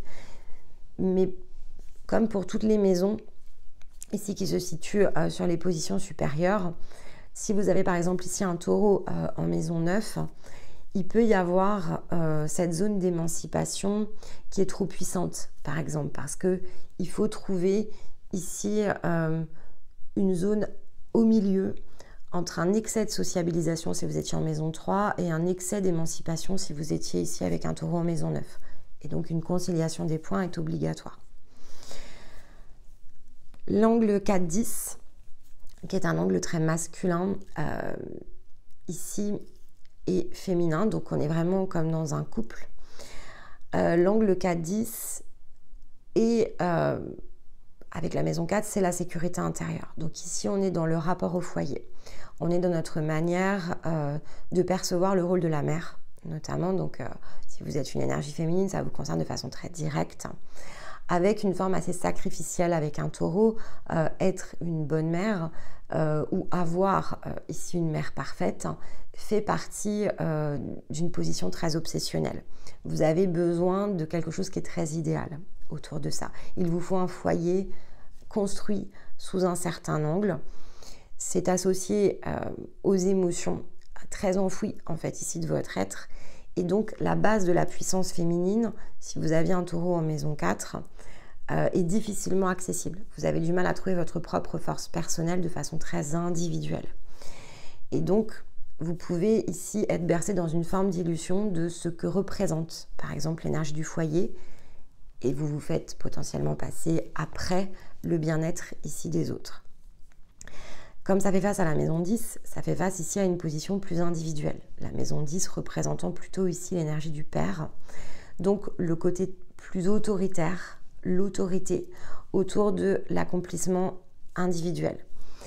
Mais donc toujours ici dans cette énergie en vent contraire, si vous aviez un taureau en maison 10, vous auriez des difficultés ici à accéder justement à votre part émotionnelle dans les expériences de vie. Et donc, peut-être à construire aussi ici un foyer dans une zone plus harmonieuse, à l'équilibre de ce que vous désirez vivre et ressentir pour vous-même et dans votre expérience de vie. Donc cette position de réalisation individuelle, il faudrait qu'elle puisse s'ouvrir, par exemple, pour que vous preniez conscience qu'on ne peut pas vivre seul non plus.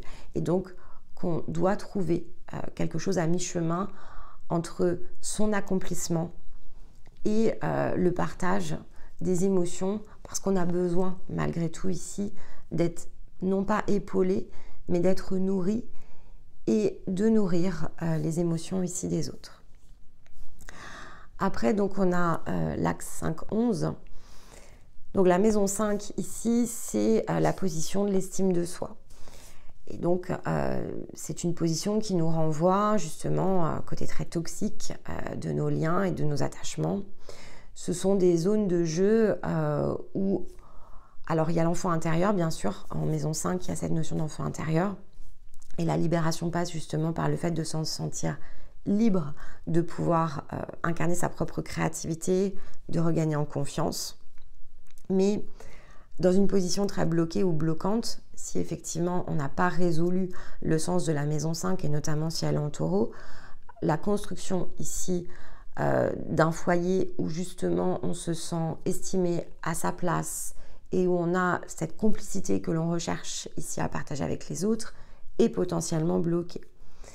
Et donc on a des miroirs en fait, toujours des jeux de miroirs qui nous font douter de notre capacité ici alors à pouvoir vivre une vie joyeuse, heureuse. Ici on a une formule du bonheur qui est bloquée par exemple. Les expériences de vie nous bloquent la formule du bonheur. On a l'impression que la vie doit se vivre de façon lourde, difficile et on nous renvoie toujours cette forme de responsabilité, ce que l'on n'est pas en fait. Donc ça, ce serait évidemment une position assez bloquante en maison 5 qui de fait fait face à la maison 11 où on est dans le sens ici du partage. Donc en maison 11, ce que l'on cherche ici à partager, c'est justement la circulation, la libre circulation de l'énergie d'amour, l'équilibre des relations. Il peut y avoir évidemment une forme de renoncement à soi. Alors un point de vigilance bien sûr ici à mettre parce que tout nous dépasse en fait ici. Donc quand je dis tout nous dépasse, c'est qu'il faut trouver évidemment une forme d'équilibre.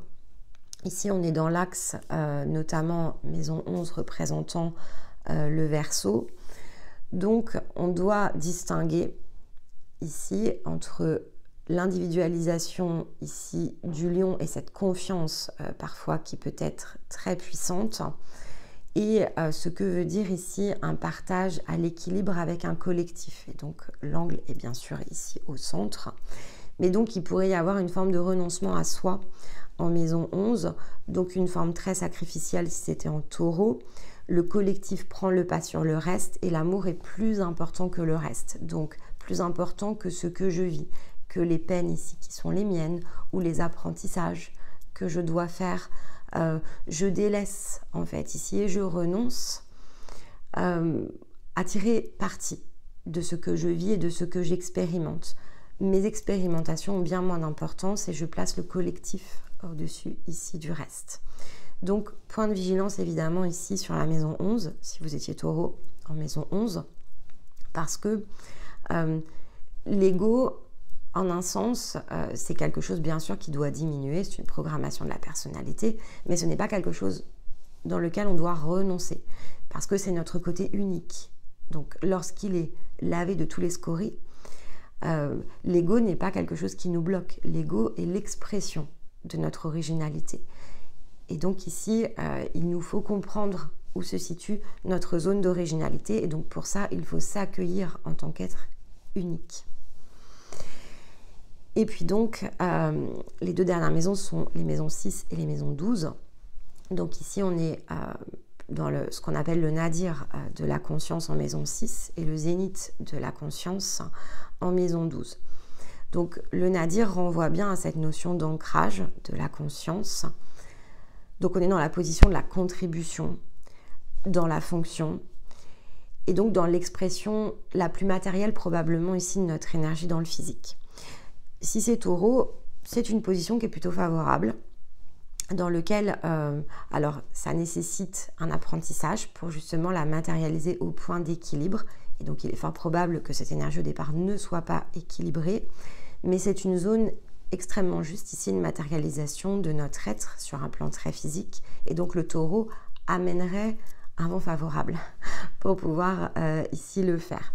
Parce que ça amènerait comme une forme de passage pour que la conscience puisse se manifester de manière beaucoup plus rapide et probablement prenne la main ici beaucoup plus, alors, dans un moyen plus direct si vous préférez, sur effectivement le plan de l'âme. Donc incarner sa fonction serait à terme, c'est l'une des meilleures positions pour pouvoir le faire. On est ici dans une forme d'équilibre.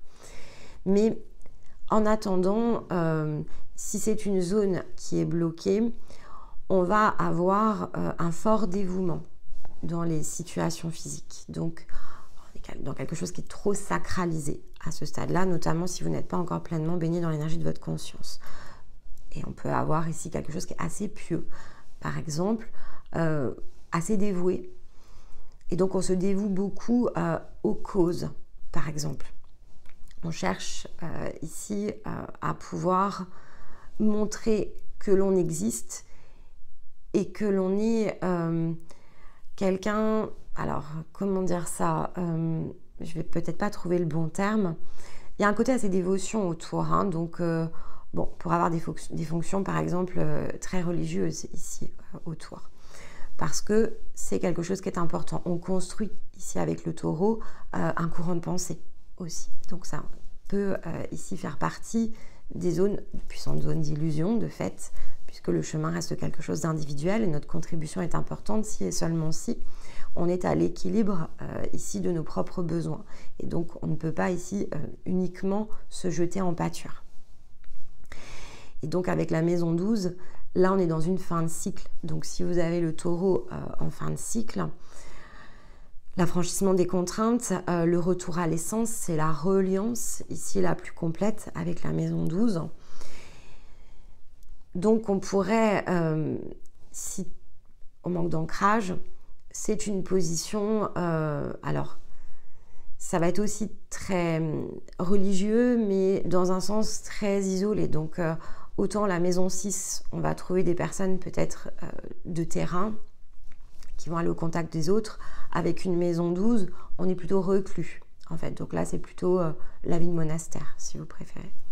On fait des expériences où on se coupe ici du plaisir extérieur et on voit la vie vraiment comme quelque chose dans lequel il est préférable de se mettre à l'extérieur de toute interaction pour rester en interaction uniquement avec soi-même. Donc c'est quelque chose aussi de déséquilibré, parce que la vie n'est pas faite pour ça, bien sûr.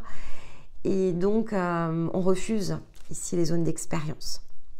Alors, je vous donne, ce sont des indications. C'est pour vous donner des exemples, pour que vous puissiez les rapprocher dans vos positions de vie. C'est à écouter et à réécouter durant ici cette période de nouvelle lune jusqu'à la nouvelle lune en Gémeaux pour essayer, voilà, de travailler à cette forme de résolution. Ça nécessite d'être creusé. C'est-à-dire que c'est compliqué de faire ça en une vidéo aussi courte. Si vous avez des questions autour de ça, il y a la possibilité de creuser sur le Taureau la semaine prochaine. On sera sur la dernière capsule ici qui traite du processus du Taureau. On sera en transition avec un soleil qui commencera ici à rayonner en Gémeaux. Donc, je peux revenir bien sûr ici sur cet outil et probablement que je vais être amenée ici à le faire. Mais là, il nous fallait donner la base, la fondation d'analyse pour que vous puissiez vous nourrir déjà sur la semaine qui arrive autour ici de ces informations. Et donc, regardez ce que le Taureau, en fait, ici, influence au regard de la maison. Et donc, cette zone, encore une fois, d'expérimentation très physique, où se situe votre point de blocage, va être aidant pour augmenter aussi votre vision de vous-même, comme le conseillait ici le 6 de coupe, d'approfondir votre regard sur le sens de vos expériences pour pouvoir soutenir cette résolution, cette transformation qui est majeure en fait, dans le sens ici de votre énergie, qui ne va pas se faire évidemment en claquant des doigts, mais plus on est conscient de là où se situe, et plus on peut travailler, bien sûr, ici dessus. Alors ce qui est important, c'est de se souvenir de fait que la vie, elle existe pour être vécue. Et que donc, on ne peut pas être pleinement vivant, je vais mettre vivant entre guillemets, mais on ne peut pas être pleinement vivant tant que l'on est enfermé, programmé, conditionné. Parce que ça reviendrait ici à mettre notre vie dans une cage. Et donc, elle peut être agréable, cette cage. Elle peut avoir un décor qui est doux, mais ça reste une cage. Il me semble qu'à cette période-là, l'année dernière, on avait utilisé cette citation, justement ici sur la cage, qui est une citation qui est puissante et vous pourriez réécouter la capsule correspondante parce que il faut se souvenir quand même que ce qui est enfoui, et ça peut être enfoui sous des tas de couches, quelle que soit ici la nature des couches, les déséquilibres, ils ne sont pas toujours cachés derrière un émotionnel chahuté ou des pensées ici qui nous bloquent. Ce qui est enfoui, quelle que soit la manière. Et souvent, ce qui est de plus important est dissimulé justement sous de nombreuses couches. Et donc, ces espèces de secrets, en fait, à l'intérieur de nous, sont les derniers, pour les plus importants, à se révéler. Ce qui est visible, ce qui est perceptible comme déséquilibre, finalement, c'est ce qui est facile à traiter. Ce sont les premières couches de notre être.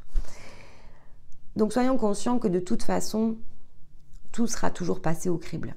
Il n'y a rien qu'on puisse masquer, ce n'est pas le sens ici de l'existence telle qu'on la vit. Et cette partie-là, elle cherchera toujours en fait à se manifester pour que chaque jour davantage, on soit libre et toujours un peu plus d'exister. Et donc de pouvoir ici rayonner notre authenticité. Et dans la nature, il y a forcément ici un phénomène qui nous le rappelle chaque jour, c'est l'aube ici qui se lève. Chaque matin, le soleil se lève comme pour nous montrer que finalement la veille n'a plus d'emprise ici sur nous. Et donc que l'on peut renaître et que sur chaque aube en fait, on peut poser une intention d'être libre et libéré. On peut faire monter le soleil à l'intérieur de nous et lui demander, avec le feu, de dissoudre tout ce qui n'est plus. Et on peut laisser au placard, chaque soir, lorsque l'on se couche, on peut laisser au placard tout ce que l'on n'a pas réussi, toutes ces émotions qui nous ont chahutés, ces moments désagréables peut-être que l'on a vécu, peut-être cette incapacité à trouver une solution, et demander à la nuit, par exemple, qu'elle nous porte conseil pour que lorsque l'aube se lève, on se sente empreint de quelque chose de neuf. Parce que c'est ce que nous offre ici la beauté du cycle chaque jour, c'est de pouvoir opérer ces changements dans l'instant, c'est de quitter chaque matin ici nos costumes, nos illusions, les fantômes justement de la nuit. Et donc c'est comme une mini-mort ici que l'on vit, même lorsque l'on ne s'en rend pas compte, et qui libère toujours un peu plus notre cœur, notre être, qui symbolise tous les jours ce nouveau seuil que l'on a la capacité de franchir. Son objectif étant de nous aider finalement ici à faire jaillir toujours plus de désir et toujours plus de force en nous. Et on peut le refuser, c'est-à-dire qu'on peut totalement ici rester immobile, il n'y a rien qui va vous en empêcher.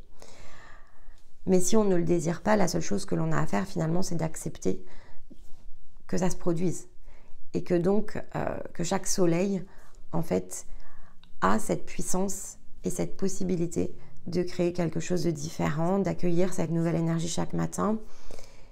Et que notre rôle ici sur l'expérimentation physique va revenir ici simplement à dire ok, puis à agir et à choisir et à se laisser en fait amener dans les solutions. Ayez toujours en tête, même lorsque vous avez peur, même lorsque vous ressentez de l'anxiété, que c'est difficile ou que vous butez en fait ici sur quelque chose, que rien évidemment n'est le fruit du hasard, ni les joies ni les peines en fait. Et donc ce qui bloque amènera la transcendance Mais pour ça, il nous faut comprendre. Donc, il faut accepter de comprendre quelque chose. Il faut accepter de lâcher quelque chose. Il faut accepter de dissoudre quelque chose. Il faut accepter de progresser, tout simplement. Et ça ne sert à rien de s'apitoyer ou ça ne sert à rien de s'en vouloir, de ne pas avoir réussi. Si on n'a pas réussi le jour J, c'est qu'il n'était pas prévu, en fait, qu'on réussisse le jour J. Mais que le jour J, on devait en tirer autre chose. Alors, attachons-nous à regarder ce que l'on en tire. Et faisons la conclusion, finalement, de notre journée chaque fois que le soleil se couche pour pouvoir le laisser ici se lever de nouveau et au passage accueillir du neuf chaque matin, même si c'est une poussière en fait, ça sera toujours plus que ce que vous aviez la veille au moment où vous étiez parti vous coucher. Et le seul sens que vous devez ici mettre autour, c'est le fait de vivre. Et que tout ce que vous êtes en train de vivre ou tout ce que vous serez amené en fait ici à vivre sert cet unique objectif qui est la vie ici qui circule en nous. Et c'est pas quelque chose évidemment de facile, mais dans l'angle ici du taureau qui fait face de fait au scorpion, ce que l'on nous amène à faire au cours de ce cycle solaire et de cette combinaison lunaire, c'est de débloquer en fait ici l'énergie de nos désirs, parce que les désirs en fait sont les énergies du scorpion. Donc c'est la plus belle ici des périodes pour créer l'espace, pour que ce rayon en fait qui nous fait face et qui est celui du scorpion s'imprime en nous et nous aide ensuite dans les 6 mois qui sont finalement cet écart dans le sens d'un axe, soit des cycles finalement qui nous permettent d'aller chercher ici cette manifestation de nos désirs. Et si on s'y ouvre pleinement, donc si on dissout tout ce que l'on a à dissoudre, si on accueille cette transformation intérieure et que l'on choisit en fait d'aller chercher cette force que va représenter nos désirs, c'est le moteur en fait ici de la vie, au même titre que l'amour, parce que en fait l'amour est une énergie et les désirs sont les moyens de pouvoir ici manifester cette énergie.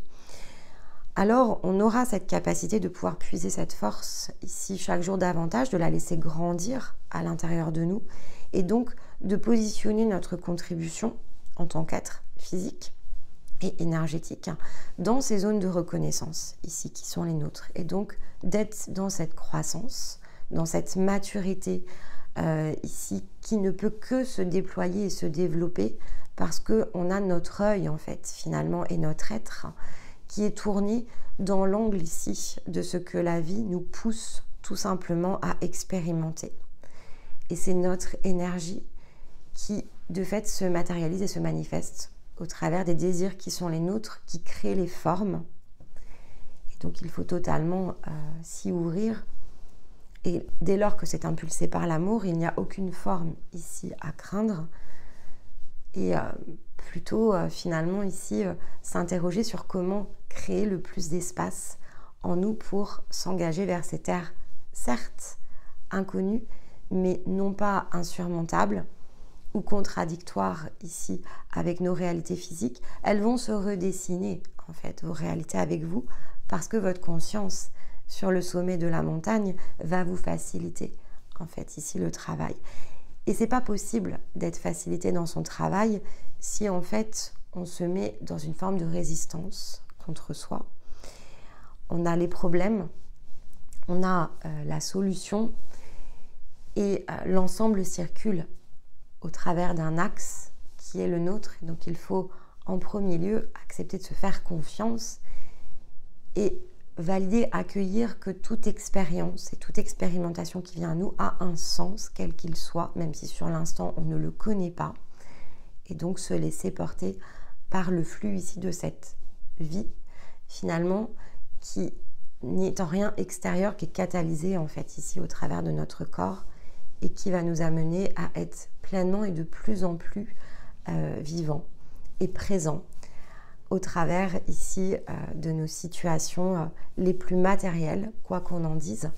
On a finalement cette capacité à manifester, à matérialiser tout ce que l'on désire, si et seulement si on est authentique et qu'on les connaît finalement, ces désirs. Et entre les deux, ce sera des expériences qui vont viser justement ces zones de rééquilibrage, de résolution, pour que ces changements s'opèrent et donc que cette liberté soit pleinement retrouvée. Alors de fait, cette semaine, j'ai choisi une citation. On va rester du côté de la mer. Et donc c'est un proverbe marin qui dit que l'endroit le plus sûr pour un bateau, c'est le port. Mais ce n'est pas pour ça que le bateau a été construit. Créé, même pour être exact. Et ça illustre bien cet aparté autour de ce que veut dire être vivant. Ce corps, il n'a pas été conçu pour souffrir. Il n'a pas été conçu pour rester immobile. Et l'endroit le plus sûr, si vous voulez vous sentir pleinement en sécurité, ça va être effectivement de vous isoler, ça va être de rester de côté dans ce que vous connaissez, de rester dans vos ports d'attache et de ne plus bouger, notamment sur les zones dans lesquelles vous sentez du bien-être et donc de la sécurité. Et donc ce que vous créez ici de plus immuable, c'est effectivement ce qui vous amène à vous sentir dans cet endroit sûr qu'est le port. Mais c'est pas ça vivre en fait, c'est pas rester au port, c'est pas ne laisser aucune émotion finalement ici nous traverser ou aucun désir ici circuler ou finalement créer quelque chose et le garder figé parce qu'on a mis tant d'efforts à le faire que ce serait dommage ici de finalement s'en défaire, alors qu'on prend du plaisir en fait, ici en créant, en faisant quelque chose de neuf, et donc que chaque jour peut être évidemment une nouvelle aventure. Et le corps a cette capacité à catalyser en fait ici des émotions extrêmement puissantes et donc des ressentis, parce que les émotions sont des sources d'information, mais les ressentis, c'est la vie justement ici qui circule pleinement et librement.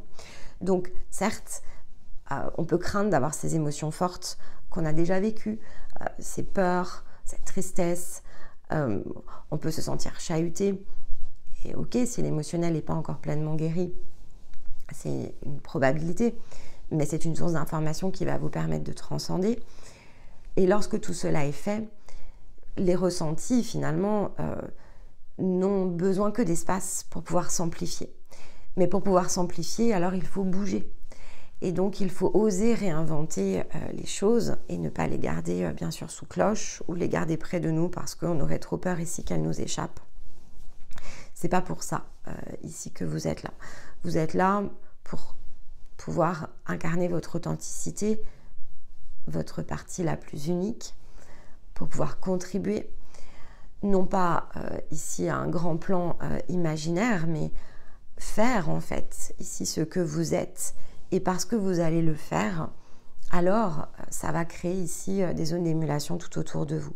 Et donc cette force qui est la vôtre et dont vous allez puiser toujours davantage dans ce que vous allez partager, dans ce que vous allez créer, dans ce que vous allez réaliser, cette forme d'expansion qui est ce phénomène qui prend place en nous lorsque cela se crée, a un effet évidemment ici collatéral extrêmement bénéfique pour toutes celles et ceux qui nous entourent, mais qui eux-mêmes ont besoin de retrouver cette même liberté, ils ont eux-mêmes besoin de comprendre ce que signifie être vivant, ils ont eux-mêmes besoin de laisser finalement ici circuler quelque chose qui est très enfermé au départ. Et donc jusqu'à un certain point, il y a des choses qui s'amplifient et donc deviennent très toxiques. Et donc il faut trouver aussi une forme d'équilibre autour de ça, mais il faut être aussi juste en fait autour de ce que ça représente et juste aussi dans notre perception du monde. Donc un maximum essayer de ne plus le regarder par le petit prisme ici que représente la réalité physique, mais donc élargir ici un peu comme si on se sentait être cette montagne pour pouvoir justement puiser peut-être plus d'énergie, plus de foi et oser ici pousser ce bateau à quitter le port pour s'aventurer vers ce que l'on ne connaît pas encore et qui probablement nous amènera à nous sentir ici pleinement vivants. Voilà pour nous cette semaine. Eh bien écoutez, j'espère que cela saura vous inspirer de la plus belle des manières et lancer évidemment ici ce travail autour du cycle lunaire. N'hésitez pas ici à partager vos ressentis, poser vos questions. J'aurai le plaisir de vous retrouver donc samedi prochain bien sûr pour la prochaine capsule. Probablement un petit peu tôt pour les énergies des Gémeaux, puisque on va commencer le cycle du Gémeaux entre le 19 et le 20. Donc je vais regarder comment le planning ici tombe. L'idée est de rester voilà, dans une séquence ici, on va dire dans un timing où on se renvoie la balle avec Stéma. Donc je vais certainement lui laisser la place ici ce lundi pour ensuite préparer la guidance des Gémeaux, mais voir si effectivement on laisse passer le week-end et ça tombera peut-être pile poil en synchronicité ici avec le mouvement du soleil, mais ça fait partie des choses qui sont probablement les plus justes pour que les messages s'imbriquent. Donc on aura l'occasion d'en discuter ensemble et de vous tenir évidemment au courant, même si j'exclus pas le fait que je poste probablement ici la vignette au cours de la semaine prochaine pour ne serait-ce qu'impulser le premier message ici du soleil. Mais dans l'intervalle, écoutez, je vous souhaite de fait ici un très beau week-end. Je vous embrasse, je vous envoie tout mon amour et je vous dis évidemment à très vite. Bye bye.